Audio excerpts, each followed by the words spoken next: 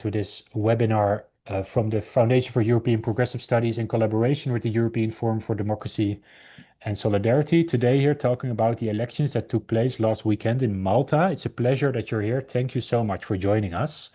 I'm not here alone, and before announcing my speakers here, it's good to know that, of course, we have the Q&A open as always. Feel free to ask your questions, everything you want to know about the Maltese elections and everything coming up after the elections, you can ask in the chat and I will relay them to the speakers here.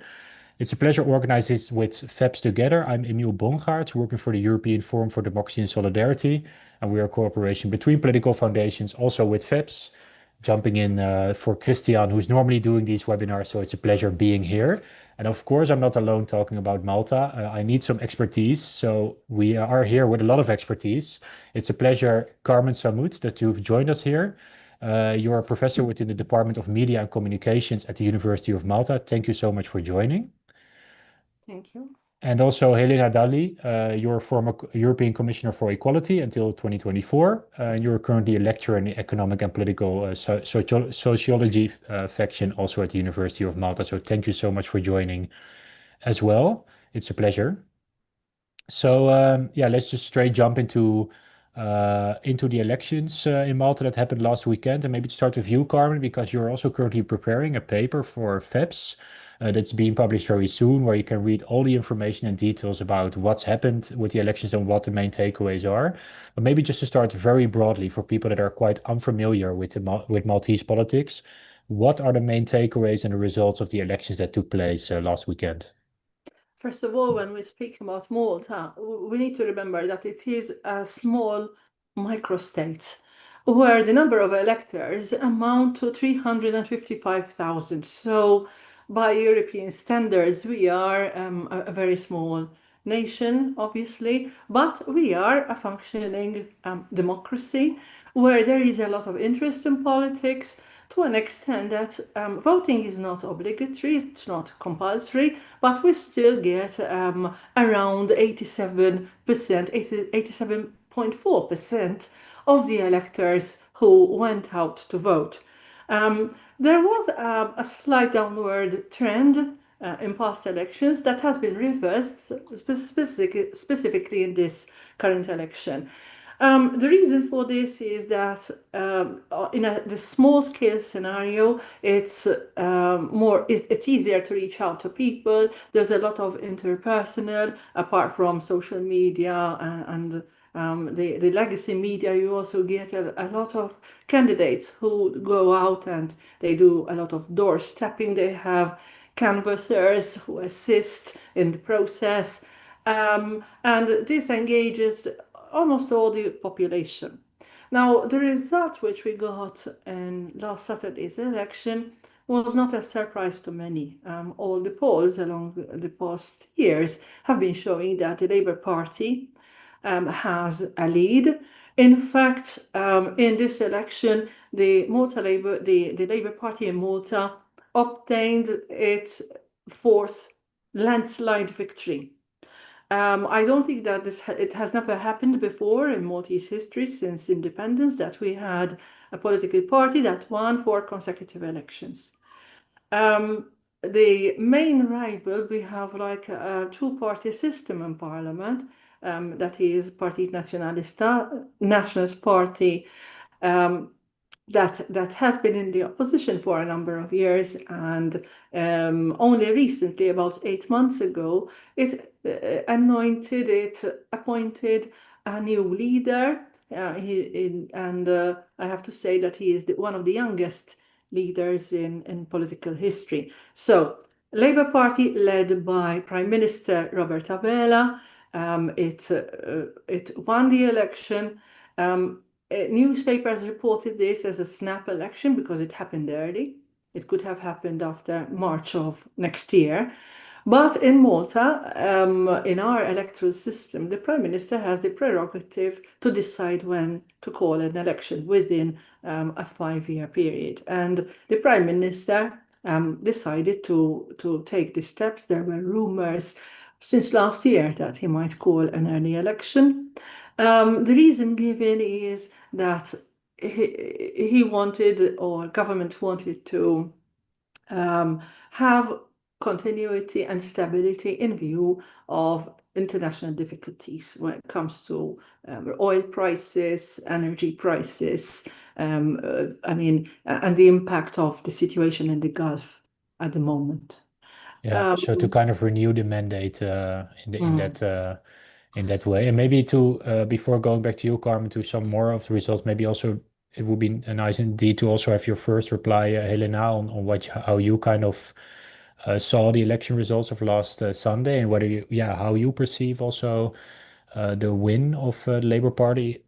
Kind of has been portrayed as a success, but do you also agree? Before going to that question, I forgot Yeah. one thing to say in the intro. I always forget to Yes. mention something, is that we also had a third speaker, which is Alex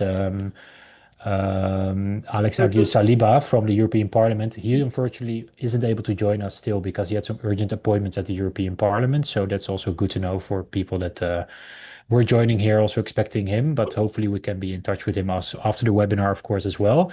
So Helena, to go back to my question, what are your main takeaways of last Sunday? Yes, after Carmen has aptly given you the context of Malta and the size and the number of voters and all that, I would comment on the outcome, which I think that Labour won convincingly and secured a fourth consecutive term, and as Carmen pointed out, this is the first time that we've had that a particular political party wins 4 consecutive elections, and it shows, I think, that this that the majority of voters remain satisfied with the Labour government's economic stewardship, and in fact, Malta continues to enjoy strong growth, low unemployment, and a level of economic stability that compares very favorably with much of Europe. But we must also say that Labour's margin narrowed compared with the previous election, and this suggests that while, of course, I mean, because it's a significant win, voters were not at all prepared to replace the government. Some voters wanted to send a message regarding certain issues. So to get to the Nationalist Party, of course, they lost the election, but improved slightly their position by comparing it but to the last election of 2022, because in fact the number of votes they got now is equal to the number of votes which the Nationalist Party got in 2017. So the graph goes like this, and then goes down, and then goes up again. So the increase was in comparison to the last election.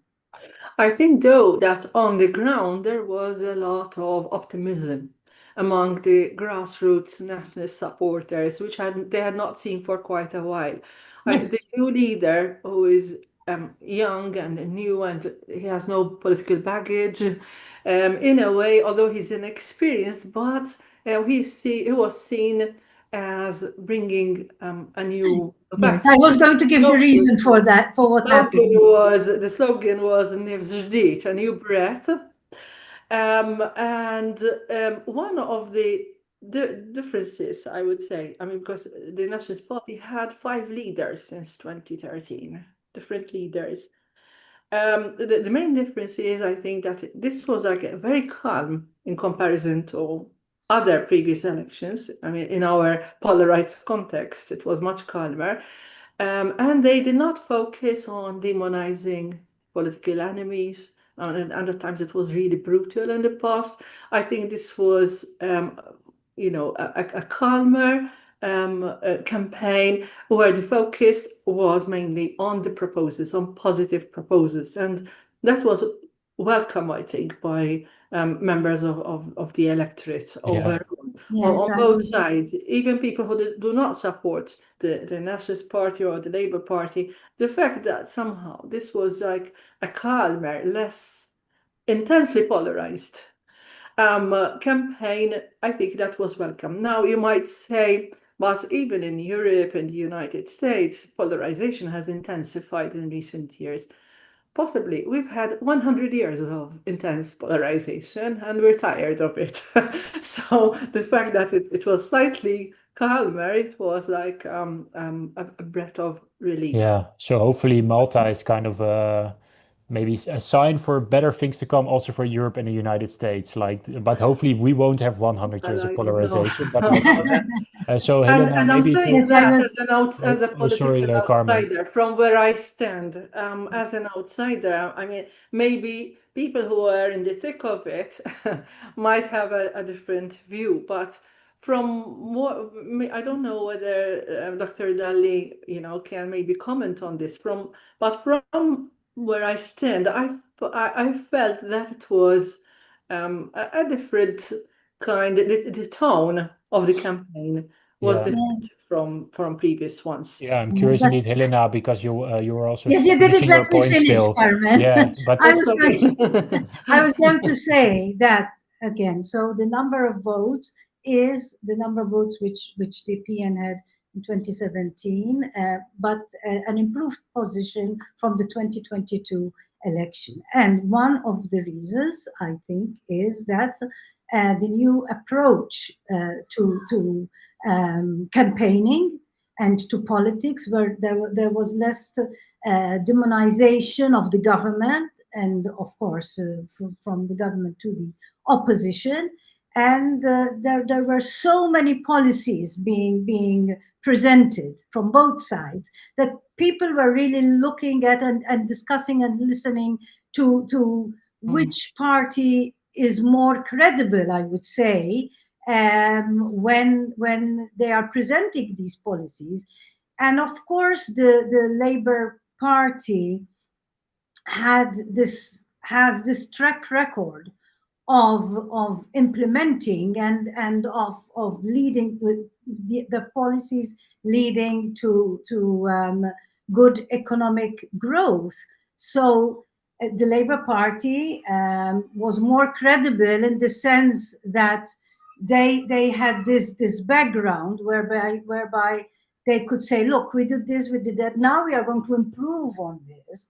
And whilst from the Partita Nazionalista side, there were many interesting policies, but maybe they could not be, of course, as convincing as the ones coming from a government with a track record since 2013, because we have been the Labour Party has been building on this since 2013 and working on I don't know, civil liberties, the economy, the financial sector, tourism. So there was a good track record, and that therefore made the Labour Party more credible. But as Carmen was saying, it was a very calm campaign,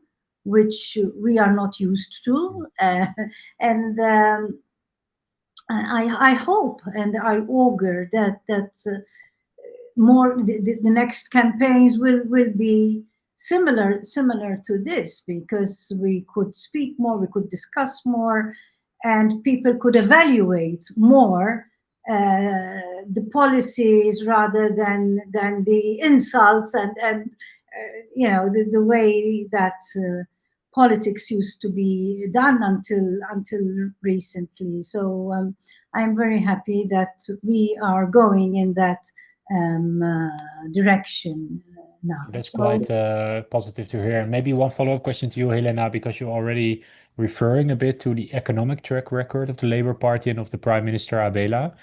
Would you say this is kind of like the main reason that the party has remained to be so popular and securing a fourth consecutive term? Because, of course, from across Europe, Social Democrats are often also looking towards countries where things are going well. And Malta is one of the states in recent years where there is a social democratic leader since many years in the European Council, and it will remain so. Is this something like which can also be kind of an example for broader social democracy in Europe, like this focus on economic growth and Yes, because in the end,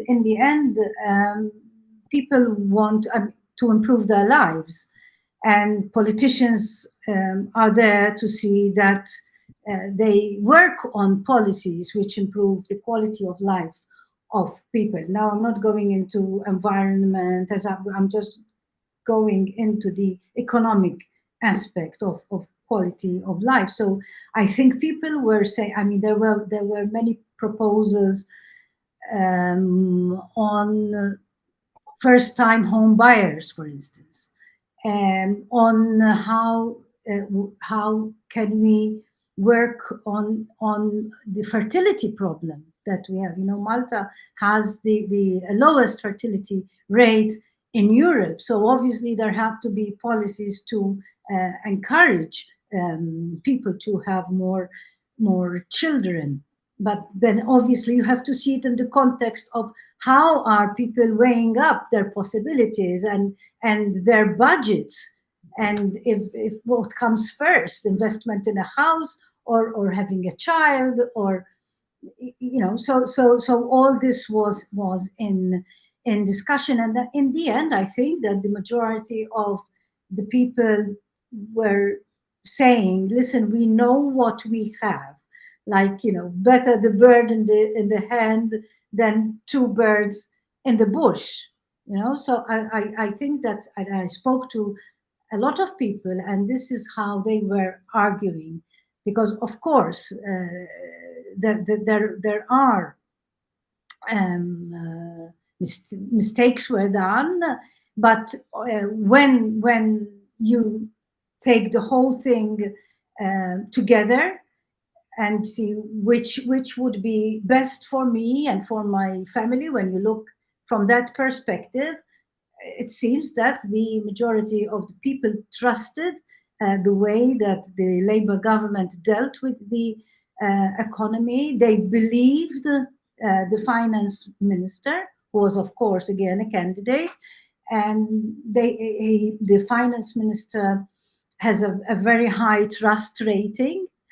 And when the finance minister as a candidate was saying, look, we can do this and we can do this, people believed him because he has delivered, you know. So that was of course an asset for the Labour Party when people were in the quiet of their homes working on their personal family budgets, and they could see that there were credible options being offered from a person who had already delivered.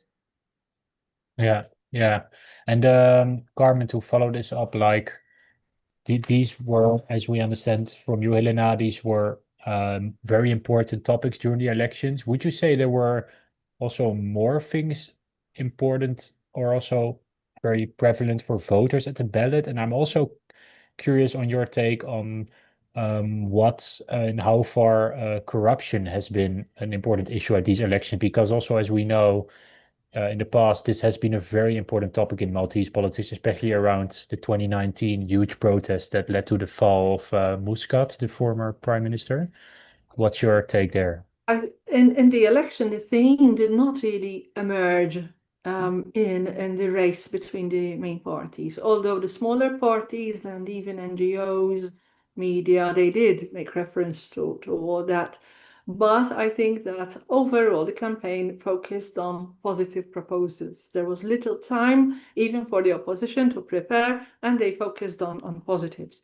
What is interesting is that I believe, and I think that Robert Abela has consolidated his position. When they say maybe he obtained less votes than in the last election, but I think that he has consolidated his position in the sense that you have in this election, you had 16-year-olds. You know, we start voting at 16, who were 3 years old when the Labour Party was elected in 2013. And since then, I think that the people fronting the party have changed. If you look at parliamentarians now, and then you look at a picture of parliamentarians in 2013, it's like a sea change. Different people. I don't know. I mean, I still need to know who is left from 2013 to date. It's like the Labour Party has made a transition, and Abela took over in 2020. He took over in the wake of investigations of the murder of Daphne Caruana Galizia, and then he shouldered responsibility also when it comes to allegations of corruption involving some senior government officials, and that is when he resigned. He stepped aside. Abela won the race within the Labour Party. That was in government, and he managed an important transition within the party and within government. The moment that he was appointed Prime Minister, COVID-19 broke up. I mean, a couple of weeks later, he had to manage a massive crisis. We need to remember that Malta depends on tourism. And our economy depends on tourism. And with the lockdown, the whole economy, a lot of families could have really suffered. And I think that government today and under his leadership managed to tackle the issue and to tackle the lockdown, providing a support for the Maltese economy. We've had since 2021, since the COVID years, government subsidizing fuel and energy. And those subsidies are still in place. If you look at the price of fuel, Malta is at the very bottom when it comes to prices because government subsidizes. And that helps the islands to face the price hikes and inflation that followed the war in Ukraine and now with the crisis in the Gulf. And this was the main message, actually. We are calling an early election because we need to, sustain and to provide stability. So I think that the message and during the campaign, Dr. Helena referred to the finance minister, who is very popular in polls and credible. He's very outspoken. He's known to, say it as it is. And a few weeks before the election, one of the key things actually was that Malta was ready to exit the excessive deficit procedure that was imposed by the European Union a few years ago, because our deficit was much higher than the 3%, and now it is somewhere around 2% or slightly more than 2%, 2.2%. And so it is ready to exit that procedure. Obviously, the abrogation needs to be confirmed by the European Union, but the data was published by the National Statistics Office and by Eurostat. And that in itself supported the pledges made by government, which cost quite a lot of money because all these subsidies when it comes to energy and fuel, free education, higher stipends for tertiary students, and a number of other quite costly pledges. Some critics claimed that those pledges are not financially sustainable, but government was claiming that the economy, which we have a full employment, which is important. Okay. Yeah. The economy can sustain the pledges.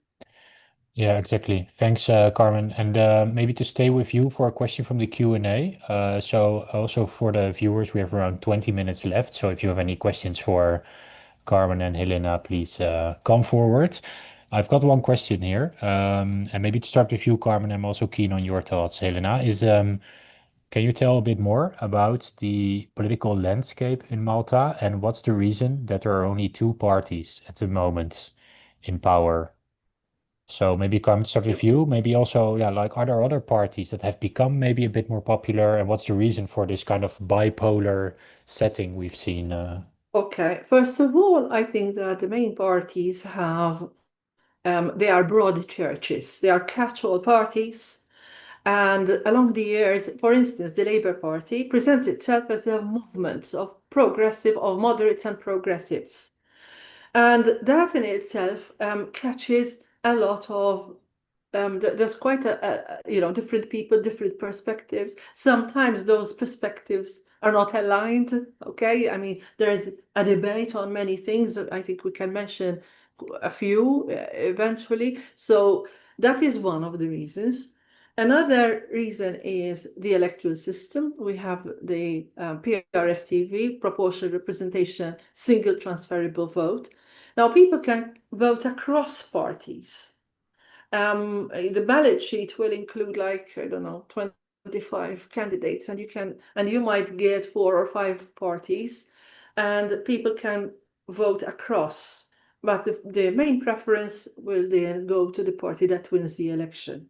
The number one is the one that decides the party, the rest will decide the parliamentarians. And for some reason they're probably I mean because obviously they have quite a hegemonic power in the sense that they influence the media, they influence, they're very well organized when it comes to clubs in localities, and they have deep roots. At times, people, I mean, I think that it still exists that you have families that have been voting for the same party for generations, right? That's one of the elements. Another, the smaller parties, like the Green Party, for instance, they claim that the electoral system works against them because it's difficult for them to elect one member. I would say that it is difficult, but not impossible. So, I mean, if they were to concentrate on a few districts, they might probably obtain a better result than if they continue to contest all the districts when they hardly have enough candidates to cover all the districts. So these are little issues. One of the points which I want to mention is that we've had, in view of all the economic situation, etc., we have a lot of imported labor, of immigration into Malta. The biggest group is Italian mobile workers, followed by by Indians, Filipinos, Serbians, Bulgarians, etc. And the population in Malta has exploded by 25%. Now, in terms of numbers, it might be nothing when for the European year, but for us, it's a lot. And we speak about a population explosion. There are demographic pressures, and traffic, which are making people quite resentful. So we have two parties that advocate anti-immigrant positions. One of them was called Lahwa Maltin, and there is a far-right party, Imperium Europa, but they scored very low, 1.5% between them. So I think that in a way, parties they try to strike a balance between what the polls are telling them, then they try to be strategic also to push their agenda, and maybe they did not leave much oxygen for the far right to grow up to now. Yeah, it's the Although, resentment and Islamophobia, for instance, was a theme during this election, because we had a Muslim candidate with the Labour Party, and it created a lot of discussion. People thought that the Maltese Islands that are very Catholic. We have like 356 churches, Catholic churches, that mosques are going to, sprawl everywhere, to an extent that the leaders of the two parties, both Alex Borch, Robert Abela, they said no more mosques. And this in itself, it was quite contradictory, because on one hand you're trying to encourage a Muslim candidate who does not merely identify by his religion, because he also has an agenda, very social agenda, to contest, to be inclusive, etc. And on the other hand, they were contradicting themselves because there was a lot of resentment on the ground, even among grassroots, and that needed to be addressed. So, how do the two main parties retain this dominance? Yeah. In many ways, in many ways. One last point, before the election, a few weeks before the election, we had about 1/5 of the voters who were claiming that they were undecided. And we were thinking, maybe this time around, the undecideds will either invalidate or not vote, or they might even go to one of the smaller parties.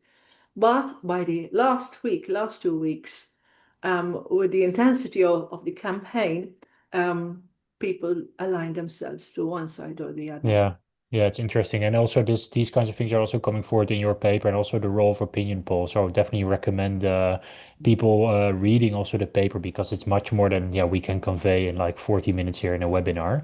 So Helena, I wanted to ask you a question also on the European dimension, but indeed it was an interesting answer of you, Carmen, also on the breeding ground kind of the far right, but that you see the parties, catch-up parties also taking in some of these elements and then taking away here and there also some of this breeding ground. But indeed, as you say, like a 25% of people migrating to Malta is a big number, albeit kind of for Malta, it'd be in absolute numbers not so big, but still for society, it's quite big. So That is it's what that interesting to see how that doesn't develop into far right becoming strong. But in many countries in Europe, we have seen these elements. So do you have anything to add there, that Helena? is why I would say that we should take the Muslim candidate issue very, very seriously. In fact, I was quite involved in it. I even wrote an article in the Times of Malta during the election campaign, and I said it outright. I said the problem is not having a Muslim candidate, but the problem is us. If we are not inclusive enough and open enough to accept this, when the demographic reality in Malta is what it is, then we have a big problem. The candidate was on the Labour Party side, and the candidate said openly that it was the Prime Minister who enticed him, who asked him to take part in the election. This candidate is, his father is Syrian and his mother is Maltese. He's married to a Maltese, and he has his family here, his children go to school in Malta. He himself went to school in Malta, so it's not as if we are talking about someone who is very far from being 100% Maltese, which I don't know what that is, because I don't think that anybody is in Malta. But anyhow, that's another argument. But I like to say that when it comes to parties now, to the difference between parties, that the Labour Party is the party of minorities. And that is why the Labour Party is getting large majorities. As Carmen said in the beginning, these numbers, these thousands we are talking about here, are fairly large, these for Malta. In fact, when in 1992, I think it was, that the Nationalist Party won the election with 13,000 votes. For us, it was something really, really, really big, because we never, that was the biggest difference in an election which a party ever got.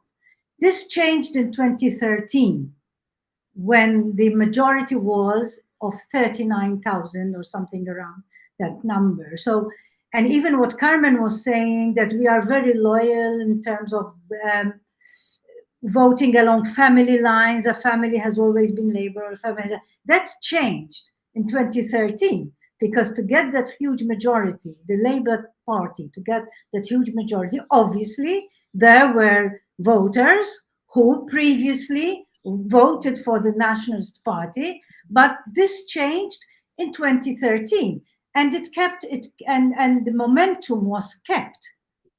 Because in fact the number of votes were increased in 2017, increased in 2022, and now there is still a big majority, although there was no increase, and in fact there was a slight decrease. So what I'm trying to say here is that when a party tries to call it a catch-all party, a broad church, whatever, but when you address the needs of minorities, people will not see the need maybe so much to vote for a special interest party, because it is being catered for by another large party, but which is addressing the needs of minorities anyhow. And that is how I explain, apart from what I was saying before about the economy and the standard of living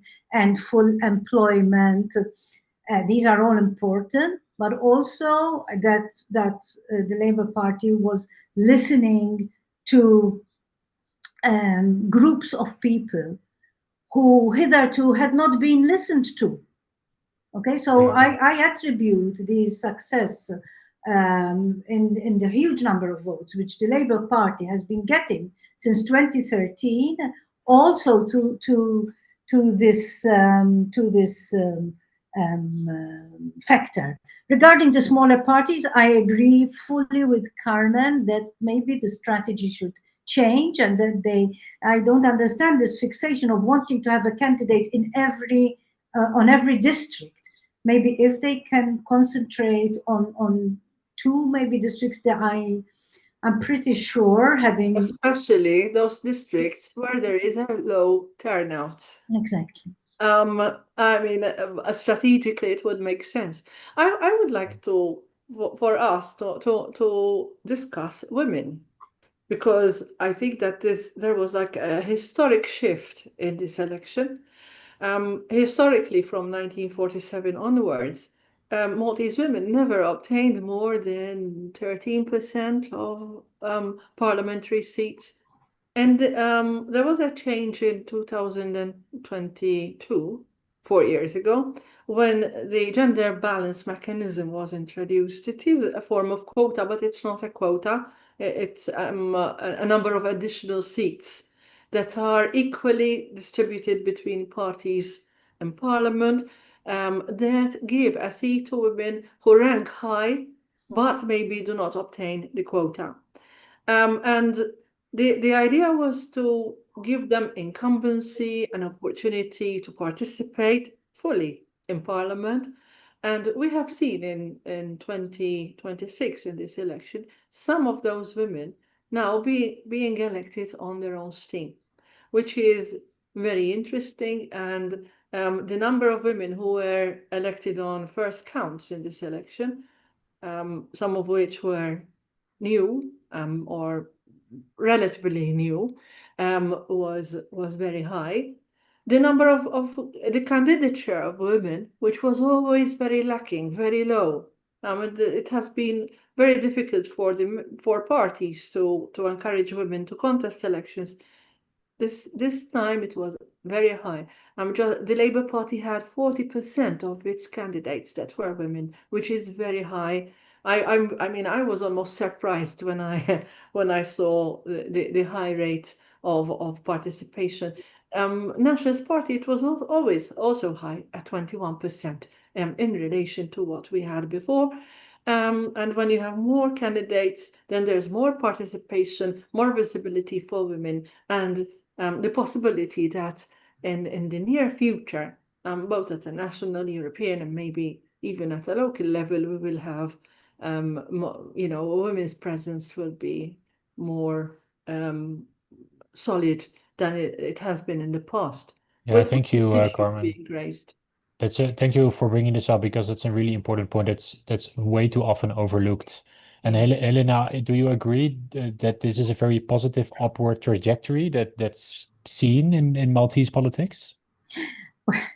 Well, this mechanism which Carmen is speaking about, well, I've been in the party for many years, and it was in the late 80s that I was already proposing this, but it was very hard to get it through the party structures, into the electoral program. So this has been long coming, and I'm very glad now that people like Carmen and myself are being proven right now, that the more visibility, because the real problem is getting women to contest. That is the problem.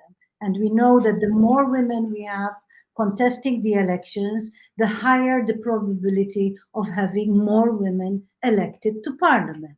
So it's not rocket science. I'm happy, Yeah, I have to say, that this reform required a constitutional change.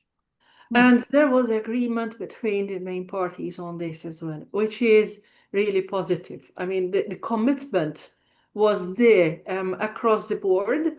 And I think it is really positive. When it comes to, there are a lot of criticisms. And, I mean, when you read newspapers, etc., especially 4 years ago, when they saw 22 women entering parliament, I think some of the people almost had like a cardiac attack. And there were criticisms about meritocracy, about this, about that. The usual arguments which we hear whenever quotas are proposed or whenever affirmative measures are proposed. But we've seen, even in the past 4 years, women's issues being placed on the agenda by parliamentarians. I'd like to see more collaborations by both sides on issues on which the parties agree. Because if you look at the electoral programs and the pledges that impact women, there is a lot of agreement. I yeah, don't see, there is a lot of agreement. And I should expect, and I would really like to have some kind of women's caucus in parliament. Maybe I'm dreaming, but let's dream, I yeah, mean, exactly. It's never But bad to. if you Carmen don't was dream, very well placed to answer this criticism, which is still going on. I wasn't, because even now they've started. Even I've just seen in a newspaper, saying that, but um, how does Helena Lee promote this?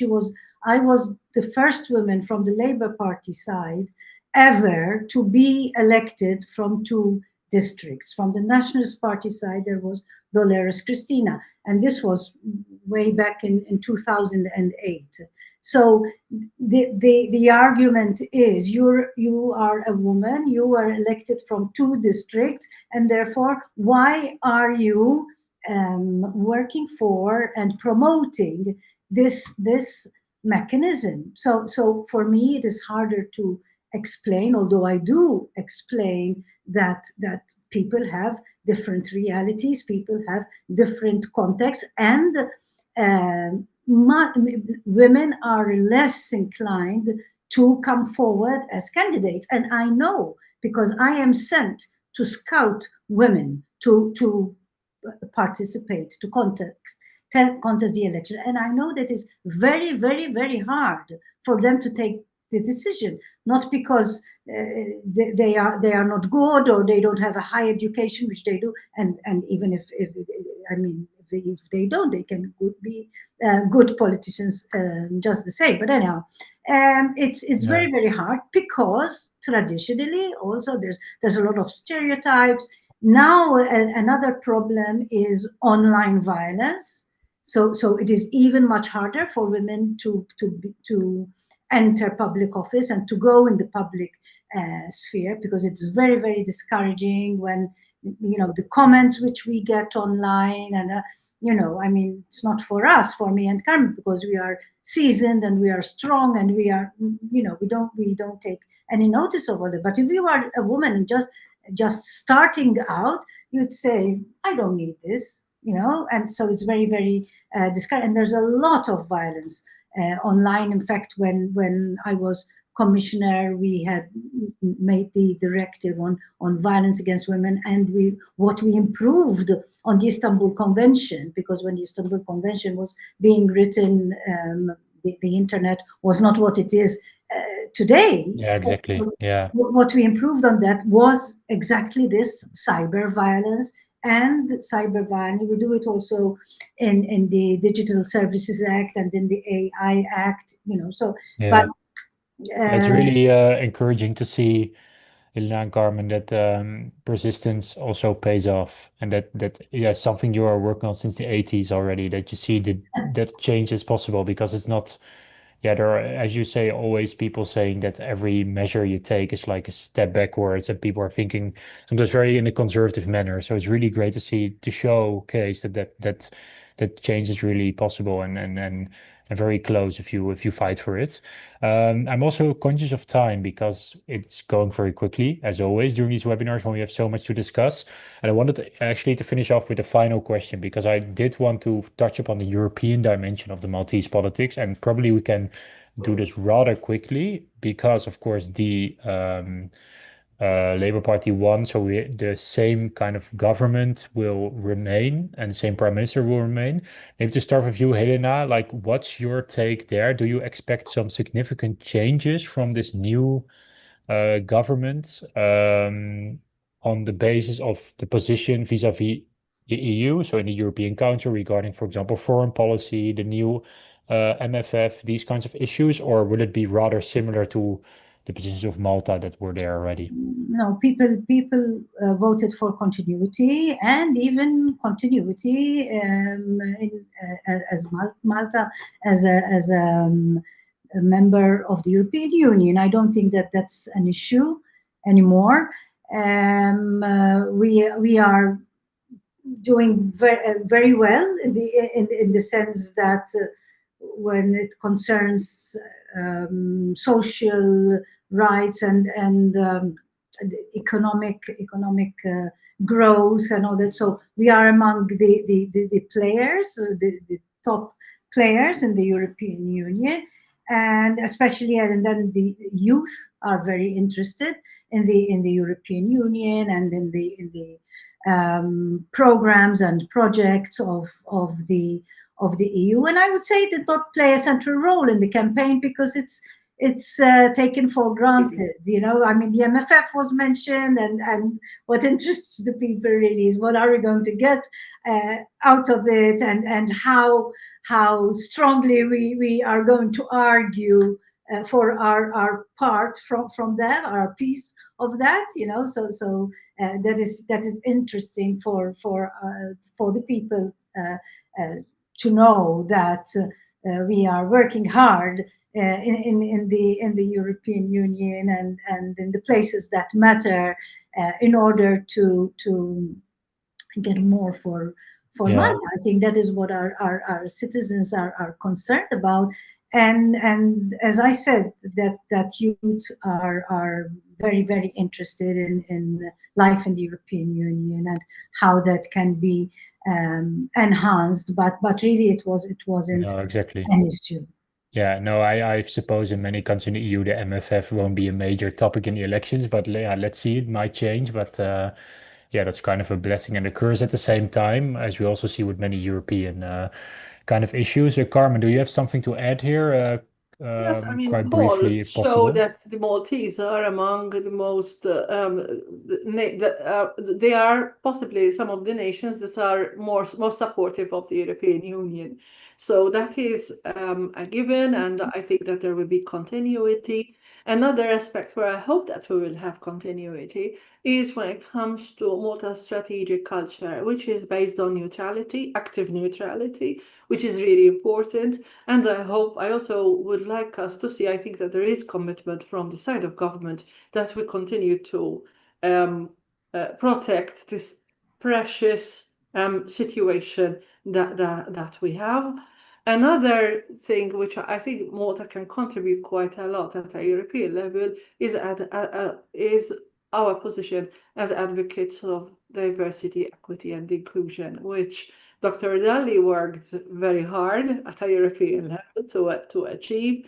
And I think it is also one of the pillars, the fabric of current policies which we cannot take for granted, because we've seen some countries reversing. So let's hope for the best. We've had a positive campaign. We were possibly far too optimistic in the past weeks. Now we will be expecting deliverables. So thank you for inviting me for this session. I enjoyed Yeah, it. as you say, on the deliverables, there's much more to unpack still, and it's really just let's stay in touch, and then to keep each other updated on what's happening in Maltese politics. So also, when there's anything occurring, just to organize these things again. And of course, you can trust your expertise there, but also FEPS to organize this. So thank you so much, Carmen and Helena, for being here and for your sharing your work and your knowledge. It has been a pleasure. And I think for the viewers as well, this has been a very good start to get to know even more about Maltese politics and the elections of last Sunday. So also to the viewers and the people sending in questions, thank you so much. From the FEPS and also the European Forum, we'll be organizing much more webinars like these. So in particular, tomorrow we will have a webinar at 4 o'clock Central European Summer Time on Armenia. So it will be 4 o'clock Brussels time and 6 o'clock Armenian time on the Armenian parliamentary elections, which will be coming up on Sunday. So get tuned for that if you're interested. But for the rest, have a nice day today. Carmen, Helena, thank you so much for today and hopefully speak soon. Bye bye. Thank Bye. you. Bye.